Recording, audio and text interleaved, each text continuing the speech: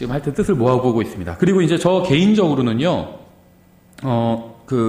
사실은 이제 가졌던 계획이 있었어요. 그래서 그 교회를 이제 저희가 이제 5주년 정도가 됐는데, 교회를 처음 시작할 때, 목사가 이제 성경 교사잖아요. 그래서 지역 교회에서 할 일이 있고, 또 그리스도의 몸 전체에서 할 일이 있다고 생각을 합니다. 그래서 지역 교회에서는 우리 교회에서 모여서 이렇게 성경 가르치는 일을 하는 거죠. 근데 이제 그리스도의 몸 전체에도 또 가능하면 그렇게 어떤 유익을 끼쳐야 된다고 생각해요. 그래서 이제 어떤 자료들을 만들면 다 누구나 퍼갈 수 있게 다 공개를 해서 또 실제로 다 퍼가라고 그렇게 해놨습니다. 그렇게 해놨고 이제 유튜브 같은 것도 설교도 올리고 다 하고 있죠. 그러니까 뭐 그 영향이 크던 적던을 떠나서 어쨌든 간에 우리 교회에 나오지 않는 구원받은 사람에게도 어떤 그 도움을 줘야 된다 이렇게 생각을 해서 이제 그런 일들을 했는데요. 앞으로도 이제 그런 것들을 더 확대해서 할 생각이고요. 근데 이제 그 중에 제가 갖고 있던 생각 중에 하나가 무엇이었냐면요. 그 영어 킹제임 성경을 믿는 사람들은, 그러니까 영미권 사람들은요, 자료가 넘쳐나요. 문서로 된 자료도 많고 좋은 설교 자료도 너무 많아요. 영어 킹제임 성경 지금 400년이 넘었잖아요. 그러다 보니까 좋은 자료들이 축적돼 있고 너무 많아요. 그런데 흠정형 한글로 된 자료는 너무 적습니다. 너무 적어요. 그래서 저는 이제 문서사역을 하는 이유도 그렇고요. 그 문서사역하면 책이 아직은 저희가 서점에 안 내는데 서점에 내도 큰 차이는 없어요. 책이 막 엄청나게 많이 나가고 이러지는 않거든요. 저희만이 아니라요. 이쪽 책들 다 그래요. 다 책이 많이 나가지는 않습니다. 그런데도 불구하고 이제 하는 이유는요. 이제 책을 만들어서 물론 실책을 이제 판매도 하고 또 기증도 하고 하지만 PDF로 만들어서 이제 파일로 만들어서 온라인상에 올려놓으면 누구나 원하는 사람이 다운받아가지고 읽을 수 있거든요. 그래서 저는 주님께서 늦게 오신다면 흠정역으로 지금 뭐 계시록 강해, 요한복음 강해 이렇게 출간하는 것처럼 이렇게 다 성경 전체를 출간해야겠다 이렇게 생각을 했습니다. 다 강해를 해서. 근데 이게 주석은 아니에요. 강해예요. 강해는 설교라고 보시면 됩니다. 그래서 말씀에 대한 어떤 아주 간단한 해석을 해주고 그 다음에 삶에 적용을 해주는 게 주로 이제 강해예요. 설교 형태예요. 주석은 조금 더 학구적이라고 보시면 돼요. 근데 주석을 찾아서 볼 정도 사람들은요, 이제 좀 더 전문적으로 성경을 연구할 사람들인데 그런 사람들은 영어로 된 자료 보면 돼요. 좋은 주석 많아요. 다 공개되어 있는 거 많습니다. 그래서 이거는 이제 좀 더 일반 대중적으로 흠정역을 보는 사람들을 돕기 위한 자료로 저는 강해를 만드는 거거든요. 그래서 성경이 66권이잖아요. 그 이제 신약 성경 개요와 구약 성경 개요까지 하면 68권을 이제 처음부터 생각을 했는데, 그 중에서 지금은 9권이 나왔어요. 68권 중에. 창세기 강의하는 것까지 하면 10번째고. 원래는 전체 한 30년 계획으로 하려고 그랬어요. 근데 지금 5년 됐으니까 이제 25년 남았죠. 그렇게 하려고 했는데 가만 보니까, 이제 연세 드신 목사님들을 보니까, 이게 안 되겠다 생각이 들더라고요. 이게 나이가 더 들게 되면 아무래도 뭔가를 해내는 게 쉽지는 않을 것 같더라고요.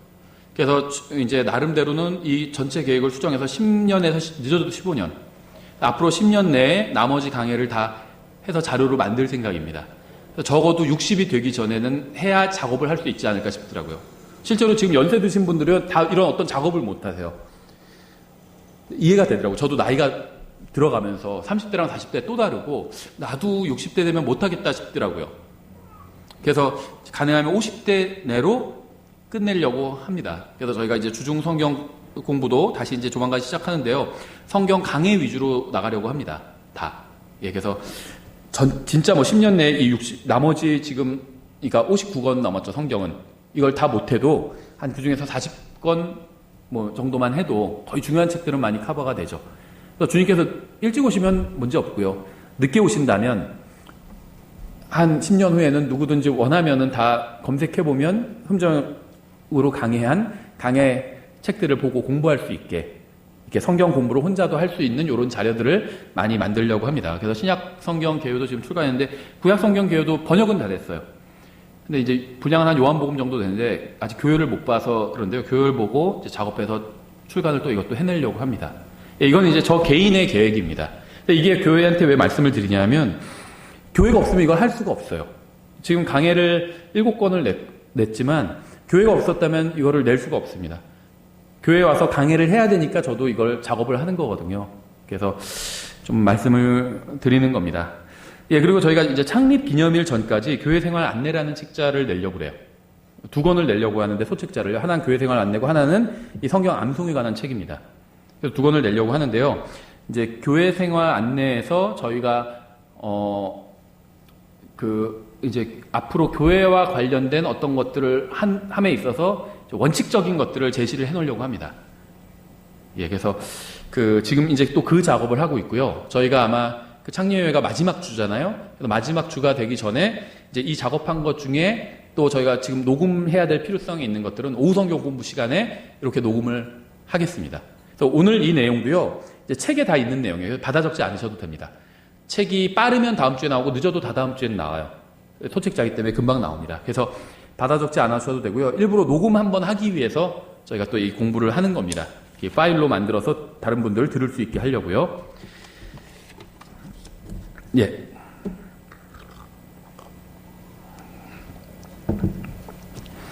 예, 그래서 오늘 이 시간에 성경을 암송하는 이유와 방법에 대해서 좀 찾아보려고 합니다. 우리 교회가 추구하는 건요, 하나님의 말씀을 읽고 또 이 말씀을 연구하고 공부하고 또 이 말씀을 전하고 또 이 말씀대로 사는 것입니다. 이게 우리 교회가 추구하는 전부예요. 말씀을 연구하고 전하기 위해서 가장 먼저 해야 될 일은요, 말씀을 읽는 겁니다. 연구하려면 먼저 읽어야 되잖아요. 그렇죠? 그러니까 이게 모든 연구의 기본이거든요. 모든 공부의 기본이에요. 먼저 텍스트를 읽는 겁니다.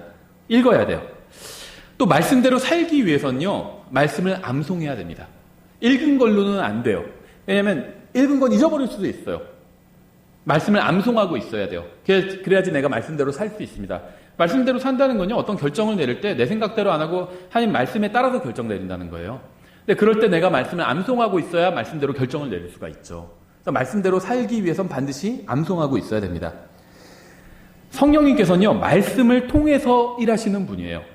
말씀을 통하지 않고 말씀과 반대되는 어떤 것을 일하시는 분은 아닙니다. 말씀대로 일하시는 분이에요. 그래서 우리가 말씀을 잘 알아야 성령님께서 어떻게 일하시는지 알 수가 있다는 거예요. 지금 이 세상은요, 잠시나마 마귀가 이 세상에 신의 자리를 차지하고 있죠. 하나님께서 많은 것을 그냥 마귀가 하도록 내버려 두셨습니다. 그래서 사악한 일들이 많이 일어나는 거예요. 다만 성령님께서는요, 믿는 사람들 안에서 일하고 계십니다. 요한복음 14장 26절에서 이렇게 말씀하고 있어요. 위로자 곧 아버지께서 내 이름으로 보내실 성령님, 그분께서 너희에게 모든 것을 가르치시고 내가 너희에게 무엇을 말하였든지 너희가 모든 것을 기억하게 하시리라. 이렇게 말씀하고 있어요. 성령님께서 오셔서요, 우리 안에 들어오셔서 우리를 가르쳐 주신대요. 근데 어떤 방법으로 가르쳐 주시냐면요, 주님께서 말씀하신 것들, 주님의 말씀을 기억하게 하시는 방법으로 가르쳐 주신대요. 근데 우리가 기억하려면 어떻게 해야 되죠? 먼저 읽은 게 있어야 기억을 하잖아요. 읽은 적이 없으면 기억할 것도 없어요. 근데 하나님의 말씀을 내가 평소에 부지런히 많이 읽어놓으면, 아니면 많이 들어놓으면 기억할 수가 있겠죠. 아, 맞아, 성경에 그렇게 돼 있지. 아, 그렇게 여태까지는 그렇게 안 했지만 하나님 말씀에 그렇게 돼 있으니까 그렇게 해야겠다. 나 혼자 그렇게 생각하는 게 아니에요. 내 안에서 성령께서 날 그거 인도해 주신 겁니다. 반대 생각이 날 때도 있죠. 아, 성경이 이렇게 하라고 그랬지만 아니야, 이렇게 해서는 안 돼. 너무 손해가 많이 날 수도 있어. 이렇게 안 해야겠다. 마귀가 유혹하는 거예요. 그게 영적 전쟁이에요. 영적 전쟁은요, 내 안에서 일어나요. 내 마음이 영적 전쟁터거든요. 성령님의 손을 잡을지 마귀의 손을 잡을지 항상 그 기로에 서 있어요. 하나님의 말씀을 알고 있다면 성령님의 손을 잡을 확률이 더 크겠죠. 아, 하나님의 말씀이 이렇게 돼 있다는 걸 내가 분명히 알고 있어요. 그럼 내가 이걸 잡아야겠다. 이렇게 결정할 확률이 더 크다는 거죠. 그래서 이 성경을 읽고 암송하는 건 대단히 중요한 일입니다. 영적인 삶에 있어서 대단히 중요해요. 우리가 주님 안에 거하는 방법은요, 주님의 말씀 안에 거하는 겁니다. 말씀 안에. 요한복음 15장 5절에 잘 나와 있죠. 나는 포도나무요 너희는 가지니라. 사람이 내 안에 거하고 내가 그 안에 거하면 바로 그 사람은 많은 열매를 맺나니 나 없이는 너희가 아무것도 할 수 없느니라. 그럼 우리가 주님 안에 거해야 되는데 이게 어떻게 하면 거할 수 있지? 이렇게 의문을 가지니까 딱 말씀하시죠. 사람이 내 안에 거하지 아니하면 그는 가지처럼 버려져서 시드나니 사람들이 그것들을 모아 불 속에 던져 태우느니라. 너희가 내 안에 거하고 내 말들이 너희 안에 거하면. 아, 우리가 주님 안에 거하고 주님께서 우리 안에 거하시는 방법은요, 주님의 말씀이 우리 안에 거하는 거예요. 너희가 원하는 바를 구하라. 그러면 그것이 너희에게 이루어지리라. 이렇게 말씀하셨죠. 예, 그래서 성경을 읽고 암송하는 건요, 이 신앙생활의 기초입니다. 이게 없기 때문에 비성경적인 일들을 하면서 자기가 신앙생활을 잘하고 있다고 착각하고 있는 거예요. 그래서 먼저 하나님의 말씀을 충분히 읽고 암송해야 돼요. 그래야 내가 이제 하나님 말씀대로 할 수 있는 겁니다. 그럼 왜 성경을 암송해야 되는지 저희가 아주 간단하게 몇 가지를 좀 찾아보겠습니다. 지금 성경을 암송해야 되는 이유와 이제 성경을 암송하는 방법에 대해서 제가 몇 가지 쭉 각자 제시를 할 텐데요. 다 이 책에 있는 내용이에요. 이걸 번역한 겁니다. 스크립처 메모리 핸드북이에요. 성경 암송 안내서. 저보다 한 10살 정도 많은 분이 쓴 책인데요. 목회는 거의 30년 하신 분이에요. 미국에서. 그래서 그 책 번역해도 된다고 허락도 다 받았어요. 예, 그래서 대부분 이 책에 있는 내용이고요. 저희가 이제 곧 출간해 낼 거니까 적지는 않으셔도 돼요. 성경은 하나님의 자녀들이 성경을 암송해야 되는 아주 좋은 이유를 제시하고 있는데요. 첫 번째는요, 하나님께 순종하기 위해서 암송하는 겁니다. 하나님께서 암송하라고 말씀하셨어요. 그러니까 암송하는 거는 순종하는 겁니다. 우리가 다른 이유를 다 모른다 할지라도 암송하라고 하셨으니까 암송하는 겁니다. 이게 첫 번째 이유예요.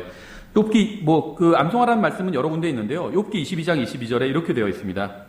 원하건대 그분의 입에서 법을 받고, 성경에서 법, 규례, 규칙 다 하나님 말씀을 의미하는 겁니다. 그분의 입에서 법을 받고 그분의 말씀들을 내 마음속에 쌓아두라. 법을 받는 거는 말씀을 읽는 거죠. 마음속에 쌓아두는 거는 이건 암송하는 겁니다. 차곡차곡 마음속에 말씀들을 쌓아두는 거예요. 암송하는 겁니다. 성경은 성경을 암송하라고 명령하고 있습니다. 그래서 우리가 마음속에 주님의 말씀을 쌓아두는 것, 또 숨기는 것, 다 이게 암송하는 거예요. 숨긴 거랑 잊어버린 거는 서로 다르죠. 잊어버린 거는 어디에 두는지 모르는 거예요.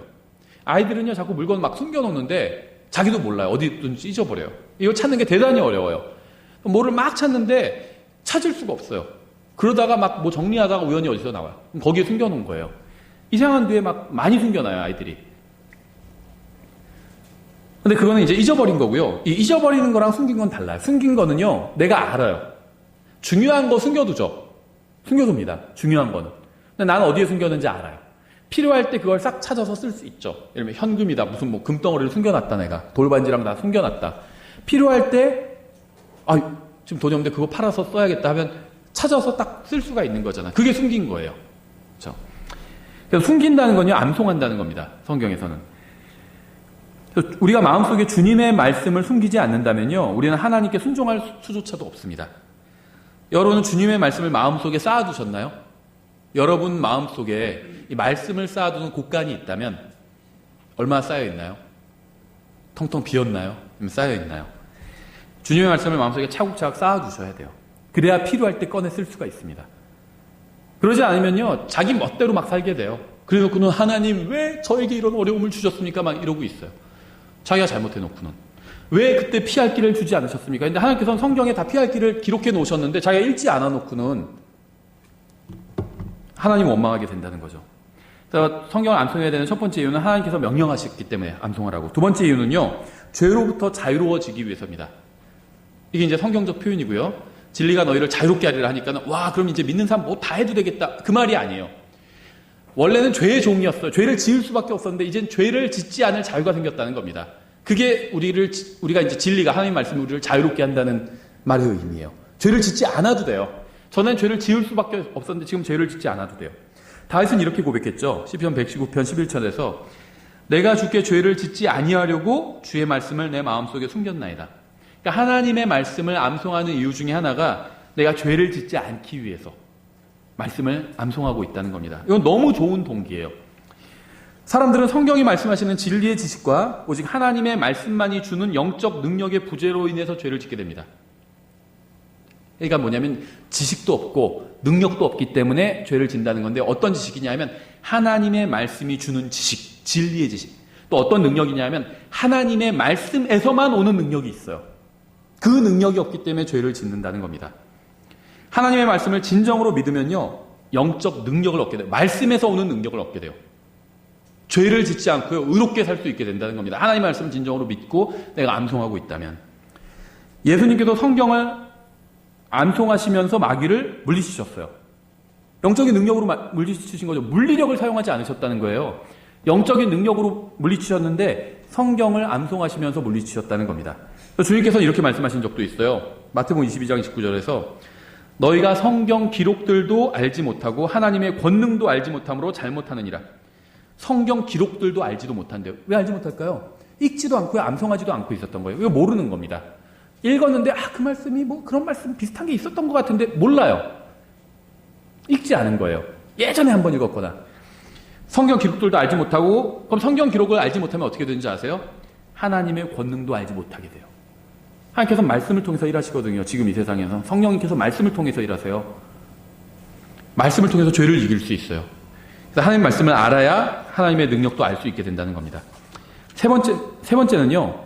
풍성한 열매를 맺는 삶을 살기 위해서 말씀을 암송해야 됩니다. 시편 37편 31절에 그의 마음속에는 그의 하나님의 법이 있으니 그의 발걸음은 하나도 미끄러지지 아니하리로다.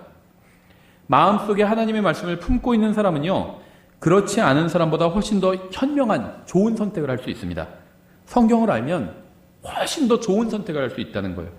하나님의 말씀을 따라서 더 좋은 배우자를 만날 수 있고요. 더 좋은 친구를 사귈 수 있고 더 좋은 교회를 선택할 수도 있어요. 이상한 교회들 많이 있잖아요. 막 계속해서 끊임없이 막 돈 갖다 바치라고 하고 그런 교회들이 있어요. 용인에도 있더라고요. 어떤 교회 뭐 목사님 만나려면 몇 천만 원을 내야 되는데 부목사 만나려고 그래도 무슨 뭐 한 2천만 원 내야 된대요. 교회 신방 요청을 하려면. 왜 그런 교회 다니는지 모르겠어요. 저는 진짜로 이해가 안 돼요. 하나님 말씀 모르기 때문일 거예요. 그렇죠? 모르니까 그 교회가 좋은 교회라고 생각하고 그 목사님 꼭 만나야 된다고 생각하니까 아무리 훌륭하고 좋은 목사를 할지라도요. 그 목사님 꼭 만나야 되는 그런 건 없어요. 주님과 교제 나누면 목사는요. 하나님 말씀을 가르치는 어쩌면 도구예요. 도구. 좋은 교사한테 배우면 좋죠.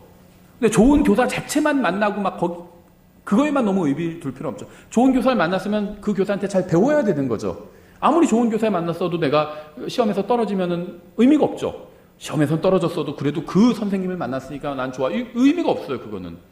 그렇죠. 좋은 강사 만나려고 하는 이유가 시험에 붙으려고 만나는 것처럼 목사도 마찬가지예요. 도구예요.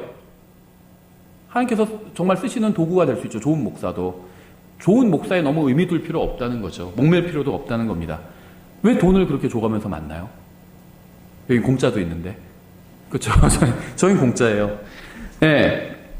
하나님 말씀 모르니까는 그러는 거겠죠. 정말 비성경적인 일을 하면서도 모르고 있어요. 그러면서 하나님 잘 섬긴다고 생각하는 거죠. 성경을 알면요. 좀 더 좋은 교회, 하나님의 뜻에 맞는 교회, 나를 하나님 앞에서 제대로 서여줄 수 있는 교회, 내가 그 교회를 열심히 다니면 또 그 교회에서 가르친 대로 열심히 하면 그리스도의 심판석에서 주님께 칭찬받을 수 있는 교회를 만날 수 있다는 겁니다. 하나님의 말씀을 좀 더 알았다면 좀 더 성경적인 교회를 찾았을 거 아니에요. 그렇죠. 배우자도 마찬가지죠. 성경을 잘 알았다면 좀 더 좋은 배우자, 하나님의 뜻에 맞는 배우자를 찾을 수 있었겠죠. 무엇보다도요. 하나님의 말씀을 알면요. 주님 앞에서 더 나은 인생을 살 수 있는 가능성이 있다는 겁니다. 성경만 안다고 제대로 된 인생을 사는 건 아니죠. 그러나 성경을 알아야 주님 앞에서 제대로 된 인생을 살 수 있는 가능성이 올라가죠. 성경도 모르면은 제대로 된 인생을 살 수가 없어요. 하나님 말씀을 모르는데 어떻게 인생을 제대로 살 수가 있어요? 자기 뜻대로 살게 되잖아요. 그럼 자기 뜻대로 산 인생들은 하나님에서 인정받지 못하는 거죠. 하나님의 뜻대로 산 인생이 인정받을 수 있는 인생이에요. 근데 그러기 위해서는 하나님 말씀을 알아야 된다는 거죠. 대단히 중요한 일이라는 겁니다. 세상이 주는 지혜가 아닌 하나님의 말씀이 주는 지혜만이 풍성한 열매를 맺을 수 있게 해줍니다. 네 번째는요. 하나님의 말씀을 알아야 하나님만을 두려워하게 됩니다. 사람이 아닌 하나님만을 두려워하게 돼요. 이사야서 51장 7절 이렇게 되어 있습니다. 의를 아는 자들아, 마음에 내 법이 있는 백성들아. 하나님의 말씀을 아는 사람들이죠. 너희는 내 말에 귀를 기울이라. 또 너희는 사람들의 비방을 두려워하지 말며 그들의 욕설을 무서워하지 말라. 사람들이 욕하고 비방할 때 있죠. 두려워할 필요 없어요. 근데 그런 욕하고 비방보다 더 교묘한 것들이 있어요. 아휴, 네가 세상 몰라서 그래. 그렇게 하나님 말씀대로만 하다가는 너 인생 너 제대로 안 될 수도 있다. 너 그러다 성공 못할 수도 있다. 은근히 겁주는 거예요. 그럴 때도 두려워하지 않게 된다는 겁니다. 그런 사람들의 말에 흔들리지 않게 된다는 거예요. 막 두렵고 이래도 될까 막 이런 건요. 하나님의 말씀을 내가 모를 때 그렇거든요. 하나님의 말씀을 알고 내가 그 말씀을 붙든다면요. 두려운 게 없어요. 내가 확신을 갖고 무엇인가 할 수 있는 거죠. 하나님의 말씀은요. 믿는 사람의 마음속에 있는 이 세상에 대한 모든 두려움을 제거해 주고요. 사람이 아닌 하나님만을 두려워하게 해줍니다. 그러니까 하나님의 말씀이 내 안에 차곡차곡 쌓이게 되면요. 사람 두려워하지 않게 돼요. 하나님만을 두려워하게 되고 이 세상도 두려워하지 않게 됩니다. 우리는 때로 사람의 말로 인해서 두려움에 휩싸이는 경우가 있어요. 그럴 때 우리가 더욱 하나님을 신뢰하게 도와주는 것이 바로 마음속에 쌓여있는 말씀이에요. 주님의 말씀이 마음속에 있고요. 우리가 그 말씀을 믿음으로 붙든다면 우리는 이 세상에서 아무것도 두려워하지 않게 될 겁니다. 다섯 번째 이유, 세상 사람들보다 현명해지기 위해서 주님의 말씀을 암송해야 됩니다. 시편 119편 98절이죠. 주의 명령들이 항상 나와 함께하므로, 명령, 규칙 다 하나님 말씀 말하는 거예요. 하나님의 말씀이 항상 나와 함께인데 어떻게 하지 나와 함께하죠? 성경 갖고 다녀야지. 그 말이 아니에요. 그렇죠? 그 이상의 것을 의미하고 있죠. 내 마음속에 있으면 됩니다.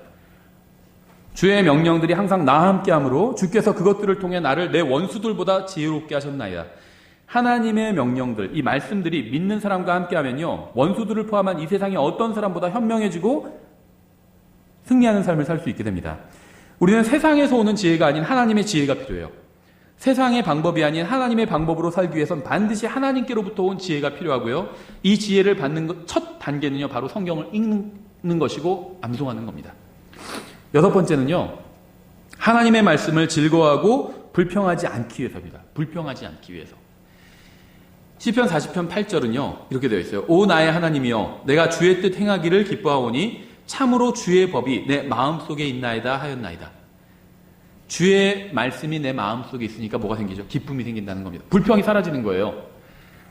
하나님의 말씀이 마음속에 거하면요, 그리스도인으로서 사는 인생에 대한 모든 불평이 사라지고요, 기쁨이 넘치게 됩니다. 하나님의 말씀이 내 마음속에 이건 구원받았다 해도 마찬가지예요. 하나님의 말씀이 내 마음속에서 사라지면요, 이제 불평이 나오게 돼요.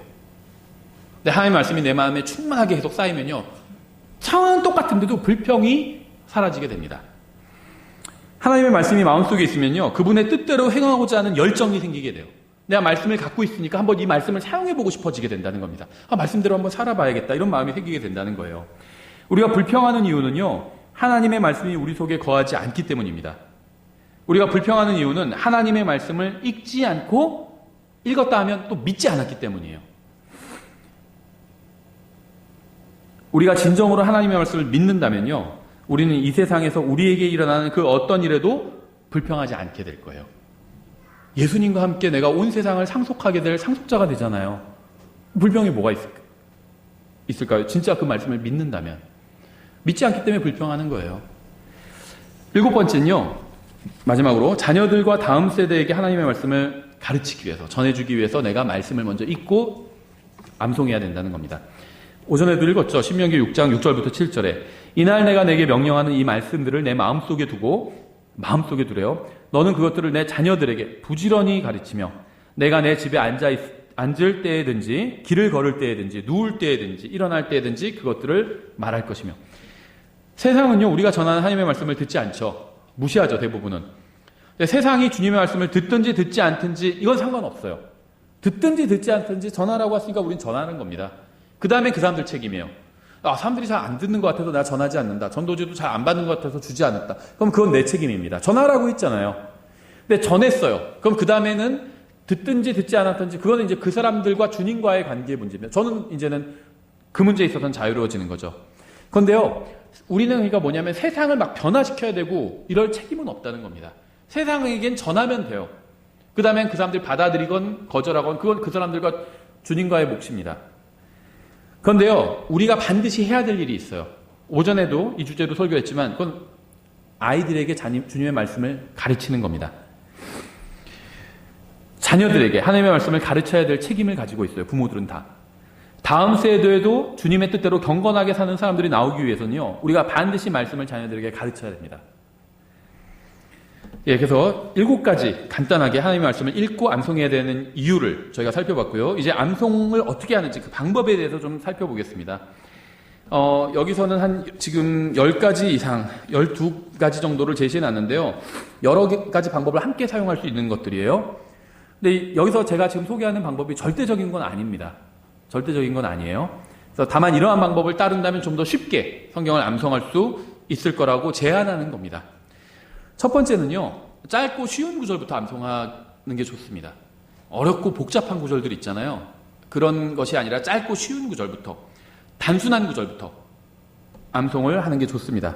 그렇게 해야 이제 지치지 않고 자신감을 얻고 암송을 할 수 있죠. 그래서 짧고 단순한 구절부터 선택하면 돼요. 지금 이 책에는요, 이제 앞에 이렇게 간단하게 어떻게 암송하는지 소개해놓고, 이제는 대부분의 내용은 성경 구절들을 제시해놓고 있는데요. 이제 세 종류로 구절을 제시하고 있어요. 첫 번째는 이제 한 절짜리 구절을 242개를 제시해놓고 있어요. 한 절짜리 구절들. 그리고 그 다음에는 문단을 제시해놓고 있습니다. 한 92개 정도 제시해놨어요. 문단을. 그리고 이제 챕터, 성경 전체 암송하는 것, 한 장을 암송하는 건 8장을 뒤에 실어놨습니다. 그래서 한 절씩 먼저 암송할 수 있도록 이렇게 구절을 240개 이상 뽑아놨어요. 그래서 근데 구절이요, 뒤로 갈수록 같은 한 절인데 길어져요. 4줄이 되고 막 그렇게 되고, 앞에 실어놓은 구절들은요, 다 한 줄짜리예요. 아주 쉬운 구절들부터 시작을 했습니다. 한 줄도 채 되지 않는 구절. 나와 내 아버지는 하나이니라. 이거부터 이제 암송을 제안하고 있거든요. 그래서 쉬운 구절부터 암송하는 게 좋아요. 그리고 같은 한 절짜리라도 좀 더 긴 구절은 뒤에 배치해놨어요. 그래서 쉬운 구절부터 암송하면 이제 자신감이 좀 생기겠죠. 그래서 여기선 구절을 5가지로 분류해놨고요. 앞에 이 구절의 성격에 대해서 써놨어요. 예를 들면 여기서 이제 구원에 관한 거 구라고 제가 해놨고요. 교리에 관한 거 교라고 해놨고, 성장에 관한 건 성이라고 제가 해놨고요. 그다음에 하나님의 약속에 관한 건 약이라고 해놨고, 그다음에 기타, 다른 이 범주에 들지 않는 건 그냥 기라고 제가 해놨습니다. 기타. 그래서 이렇게 5가지로만 분류를 해놨어요. 앞에서 보시면 자기가 지금 암송하는 게 대충 어떤 성격의 말씀인지 이렇게 볼 수 이렇게 해놨습니다. 그래서 앞엔 짧고 쉬운 구절부터 시작해서요. 뒤에는 같은 한 절짜리에도 길고, 뒤에는 막 6줄짜리 구절도 있어요. 맨 뒤에는. 이렇게 점차적으로 좀 더 어려운 구절로 나가게 이렇게 해놨고요. 이 뒤에 문단도 마찬가지예요. 2절짜리 문단, 짧은 문단부터 시작해서요. 뒤에는 막 5, 6절짜리 문단을 실어놨어요. 좀 더 쉬운 거에서 어려운 것으로 나갈 수 있게 이렇게 배치를 했고요. 이 챕터 암송도 마찬가지예요. 8개 챕터를 실어놨는데, 앞에는 짧은 챕터들, 시편 1편, 23편 이런 식으로 짧은 챕터들, 뒤에는 이제 맨 뒤에는 긴 챕터, 히브리서 11장 1절부터 40절까지 있죠. 이렇게 해놨습니다. 근데 저도 이제 이 구절을 쭉 이거를 계속 작업을 하면서 보니까 굉장히 유익한 정말 구절들, 암송하고 있어야 될 구절들을 다 잘 뽑아놨더라고요. 그래서 전체 합하면 한 600-700구절 정도 돼요. 예, 그래서 먼저 처음에는 쉬운 구절부터, 짧은 구절부터 암송하면 됩니다. 그래서 늘려나가면 돼요. 자신감을 얻을 수 있고요. 두 번째는요, 이제 나눠서 암송하는 거예요. 나눠서 암송하는 것. 영어 속담 말 중에 이런 말이 있어요. 코끼리를 먹으려면 어떻게 해야 되는가? 아마도 큰 거를 먹으려면 어떻게 해야 되는가? 조각을 내서 조금씩 먹으면 된다. 이런 말이 있어요. 그렇죠. 코끼리도 조각 내서 먹다 보면 어느새 다 먹겠죠. 한 30년 동안 냉장고에 얼려놨다가 먹으면 다 먹겠죠. 코끼리도. 조각 내서 먹으면 먹을 수 있어요. 한꺼번에 먹으라면 못 먹죠. 어떻게 다 먹어요? 그렇죠. 그러니까 이거 암송에도 굉장히 좋은 지침인데요. 먼저 이제 구를 암송하고요. 그 다음에는 이 구두를 붙여서 문장을 암송하고요. 그 다음에 한 구절이 한 문장으로 된 경우들도 있는데요. 어떤 긴 구절은 한 구절이 2문장, 3문장으로 된 것도 있습니다. 그래서 조합하는 방법이 구를 암송하고, 그 다음에는 구를 붙여서 절을 암송하고, 그 다음에 한 문장을 암송하고, 그 다음에는 문장을 붙여서 절을 암송하면 암송할 수가 있어요. 그리고 이제 문단을 암송할 때도 문장들을 붙여서, 절들을 붙여서 문단을 암송하는 거죠. 예를 들면 디모데후서 2장 15절에 너는 진리의 말씀을 바르게 나누어. 이게 구예요. 단어들이 모여있는 게 구입니다. 너는 진리의 말씀을 바르게 나누어. 또 내 자신을 하나님께 인정받은 자로. 이것도 구입니다. 부끄러울 것이 없는 일꾼으로. 이것도 구입니다. 나타내도록 연구하라. 이것도 구예요. 그래서 구는요, 단어 하나 이상으로 돼 있어요. 단어 하나가 구가 되는 경우도 있고요. 2-3개가 모여서 구가 되는 경우도 있습니다. 그래서 이 구로 나눠서 암송을 하는 거예요. 너는 진리의 말씀 바르게 나누어. 그 다음에 내 자신을 하나님께 인정받는 자로. 그 다음에 부끄러울 것이 없는 일꾼으로 나타내도록 연구하라. 구두를 붙여서 완성해 나가는 거예요. 영어 이제 성경 암송하는 분 중에 그렇게 암송하는 분도 있어요. 이렇게 이 표현이 좀 익숙하지 않은 표현도 있잖아요. 그래서 막 입에 계속 읽으면서 입에 베게 하는 분들도 있더라고요. 넌 진리의 말씀을 바르게 나누어 내 자신을 하나님께 인정받은 자로 부끄러울 것이 없는 일꾼으로 나타내도록 연구하라. 막 빠르게 계속 읽으면서 하면 그 표현이 입에 붙어요. 그럼 쭉쭉쭉쭉 나올 수 있게. 예, 그래서 구를 외우고, 구를 하나 외웠으면 다른 구를 외워서 붙이고, 문장을 외웠으면 다른 문장과 붙이고, 절을 외웠으면 다른 절과 붙이고, 이런 식으로 해서 성경 전체를 암송하는 사람도 있어요. 실제로 미국에 2명 있다고 하는데 킹제임스 성경 전체를 암송하는 사람. 한 사람은 아는데 한 사람은 잘 모르거든요. 2사람이 있어요. 성경 전체를. 근데 그 사람도 어떻게 암송했냐면 이렇게 암송했어요. 제가 방금 말한 것처럼. 어떻게 자기가 성경을 암송했는지 간증하는 걸 제가 들은 적이 있거든요. 근데 이렇게 암송했어요. 이 구두를 붙이고 절들을 붙이고 그래서 문단을 문단으로 또 붙이고, 그렇게 해서 일종의 이걸 모듈러라고 그러죠. 모듈로 만들어서 집 칠 때도 방 따로 만들어가지고 싣고 와가지고 딱딱딱 쳐서 만드는 경우 있죠. 그런 식으로 만들어서 외운 겁니다. 그래서요, 암송할 구절들을 뽑고 구 단위로 밑줄을 그어서 한번 연습해 볼 수도 있습니다. 그렇죠. 그래서 서로 만약에 둘이 짝을 이뤄서 외울 때는요, 구를 밑줄 치고 그 구만 빼고 그 사람이 쭉 읽어주면 내가 그 구만 딱 이렇게 말하는 방식으로 이렇게 암송할 수도 있겠죠. 그 다음에 세 번째는요, 아주 뭐 당연한 얘기인데 반복해서 읽는 거죠. 반복해서 읽어야 됩니다. 그 한 구절을 암송한다. 계속 반복해서 읽는 거예요. 너는 진리의 말씀을 바르게 나누어 내 자신이 함께 인정받은 자로 부끄러울 것이 없는 일꾼으로 나타나도록 연구하라. 반복해서 이걸 막 10번, 20번 반복하면 암송하게 돼요. 그렇죠. 가장 기본적이지만 가장 확실한 방법이기도 하죠. 그 다음에 이제 묵상하고 상상하는 겁니다. 이 그림이 수천 마디 말보다 낫다라는 말이 있죠. 그러니까 암송할 구절을 마음속으로 그 구절을 그림으로 그려보는 거예요. 구절이 담고 있는 의미에 따라서 구절을 몇 개의 그림으로 그려보고 모든 그림을 연결해보는 겁니다. 또 할 수 있어요. 말씀이 있는데 하나님 말씀 막 나누는 상상을 해요. 성경을 막 나누고 있어요. 하나님 말씀이란 빵이 있는데 막 내가 나누고 있어요. 그 다음에 하나님께 막 칭찬받아요. 하나님이 잘했다 하시는 장면을 상상해요. 그래서 부끄러울 것이 없고 막 자랑스러워하는 모습을 올림픽 시상대에 선 모습같이 그렇게 하도록 막 또 열심히 연구하고, 이런 상상을 해놓고 이걸 상상을 붙이면 돼요. 그럼 이 구절이 되죠. 딱 머릿속에 그림으로 그려지면서. 이런 방법도 있고요. 이렇게 하면요, 하나님의 말씀을 우리가 읽기만 하는 게 아니라 눈으로 본 것처럼 상상하게 됩니다. 방금 제가 디모데후서 2장 15절 설명한 것처럼 말씀의 빵을 막 나누고, 그 다음에는 하나님께서 막 잘했다 인정하시고 잘했다 하면서, 군대에서도 막 대대장이 와서 수고했다 딱 한마디면 뿌듯하잖아요. 사실 아무것도 아닌데 거기선 되게 뿌듯하거든요. 그런 말 하나 들으면 딱 하나님께서 잘했다 하시고 올림픽 시상대에 딱 올라가서 부끄러울 것이 없는 일꾼으로 딱 섰어요. 그렇게 막 열심히 연구하래요. 상상이 가잖아요. 그렇죠. 상상해서 막 붙이면 돼요. 그럼 구절을 좀 더 쉽게 이해하고요, 더 내 마음속에 다가올 수 있다는 거죠. 그 다음에 당연한 거지만 소리내서 읽는 방법이 있겠죠. 속으로만 읽지 말고요, 이제 크게 소리내서 읽는 거. 이거는 이제 소리내서 읽어도 되는 장소에서 할 수 있는 거겠죠.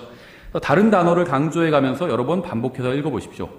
처음에는 너는 진리의 말씀 바르게 나누어 내 자신을 하나님께 인정받은 자로, 이렇게 하면서 다음에는 넌 진리의 말씀을 바르게 나누어, 강조점을 다르게 가면서 읽어보면 더 이해하는 데 도움이 될 수 있겠죠. 그 다음에 이제 다른 사람과 함께 암송하는 방법도 있겠죠. 서로 암송하기로 해놓고요, 예를 들면 우리 뭐 다른 사람 암송할 사람 없는데, 그럼 교회에서 약속하시면 돼요.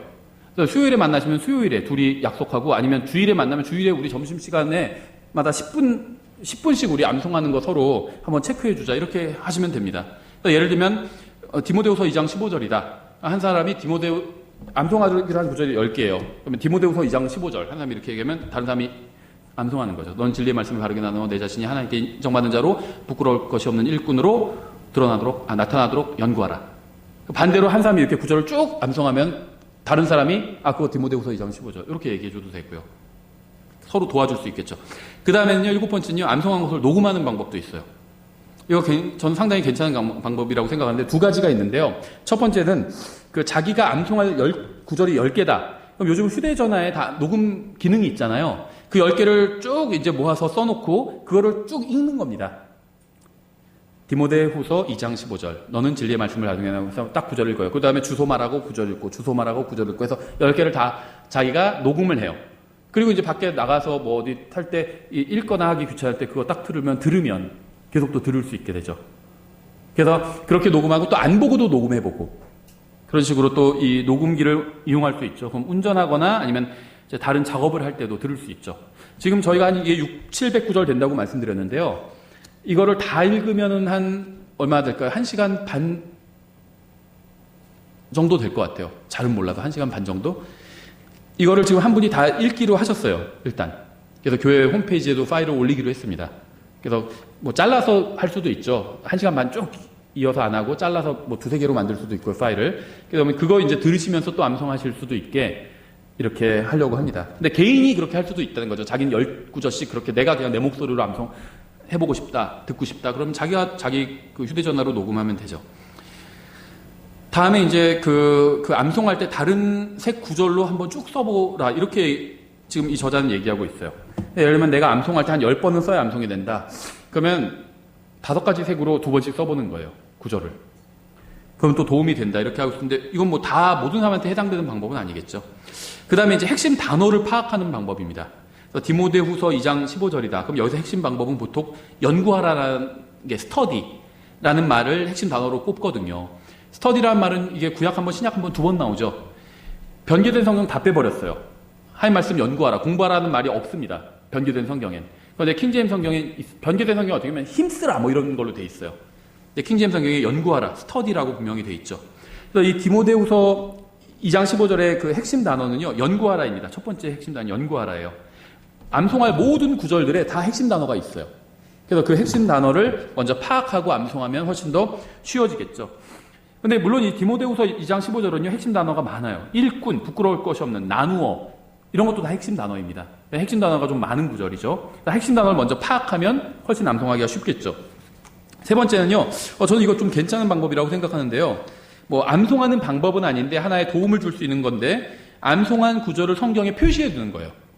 아, 난 이미 성경에 그 형광펜으로 많이 표시했는데, 그러면 다른 내가 평소에 안 쓰는 형광펜, 예를 들면 나는 노란색 형광펜만 쓴다. 그럼 주황색 형광펜으로 내가 암송한 구절을 표시를 해두는 거예요. 그럼 내가 성경 쭉 읽을 때 그 구절 만나면 반갑죠. 그 구절은 내 건데 내가 암송하고 있으니까. 그렇죠. 그래서 나중에 그런 게 많아질 수 있어요. 그래서 성경 암송하는 구절마다 딱딱딱딱 표시를 해두면 좋을 수 있을 거라고 생각합니다. 그 다음엔요, 이거는 저는 잘 못하는 방법인데요. 저희 자매는 보니까 가끔씩 하더라고요. 구절에 곡을 붙이는 겁니다. 아무 곡이나 붙이면 돼요. 찬송가 곡 붙여도 되고요. 모든 사람한테 다 맞는 방법은 아니지만요, 좀 효과적인 방법일 수 있어요. 그래서 완전히 암기할 때까지 노래로 부르는 겁니다. 좀 우스워 보일 수도 있지만 정말 효과적이에요. 어렸을 때 TV 광고 같은 거 보면요, 그때 들었던 그 CM송 그 노랫말이 커서도 잊히지 않는 경우가 굉장히 많거든요. 계몽사 노래 아세요? 계몽사 노래? 아마 여기서 20대 모를 거예요.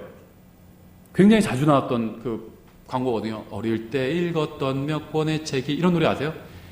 무엇을 준다 해도 바꿀 수 없네. 가슴에 깊이 새긴 그때 감동은 일생을 두고 남긴다. 계몽사, 이런 노래요. CM송 암송하는 게 꽤 있어요. 하도 들어서 방송에, 지금은 막 보는 매체가 많잖아요. 근데 그때는 TV 딱 그것도 MBC, KBS 정해져 있죠. 몇 개뿐이 없어요, 채널이. 그러니까는 거기서 방송하는 거는 많이 듣게 되거든요. 30년, 40년 지나도 머릿속에 남아있어요. 구절도 여러분이 친근한 그 곡에다가, 이왕이면 찬송가나 복음성가 곡에 붙이는 게 좋겠죠. 그런데 랩 같은 거에 붙이지 말고, 그런 거에 붙여서 부르면은 암송하는데 좀 더 쉽겠죠. 일반적으로도 많이 쓰는 방법이에요. 그리고 마지막으로 가장 중요한 건데요. 구절을 실제로 사용해 보는 겁니다. 실제로 사용해 보는 거예요. 하나님의 말씀을 암송하는 목적은요, 우리가 그 말씀대로 살기 위함입니다. 따라서 말씀을 암송해서 그 말씀을 실천하면서 살 수 있는 기회를 달라고 기도해야 돼요. 근데 암송하는 구절들 있잖아요. 주님, 이 구절을 이 말씀을 내가 사용할 수 있는 기회를 주십시오. 그럼 주님께서 기회를 주실 거예요. 그때 내가 이 말씀을 딱 속으로 암송하면서, 아, 때가 왔구나. 어떤 상황에서 그런 상황이 분명히 올 겁니다. 딱 말씀을 속으로 암송해보고, 주님, 이 말씀대로 제가 하겠습니다. 이렇게 해보는 거예요. 그렇죠.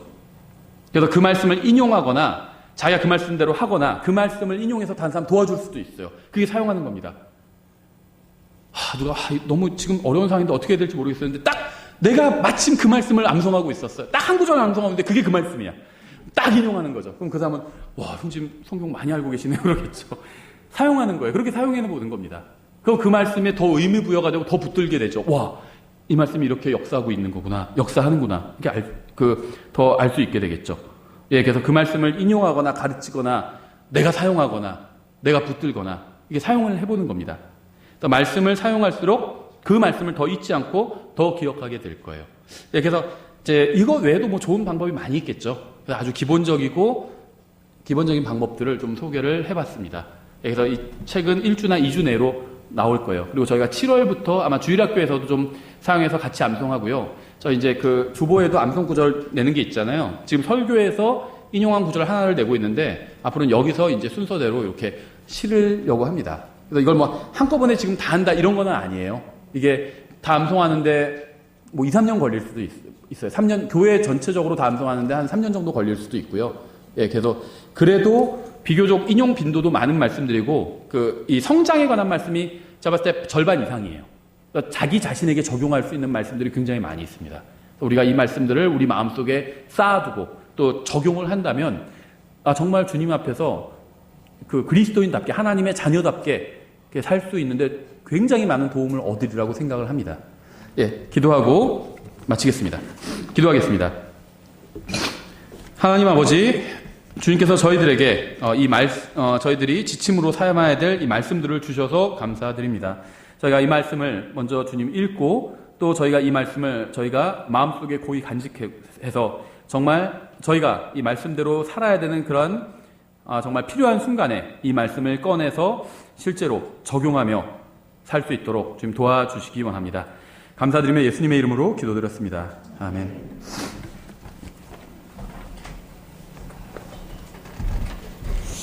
우리 541장 말씀 찬양하시겠습니다.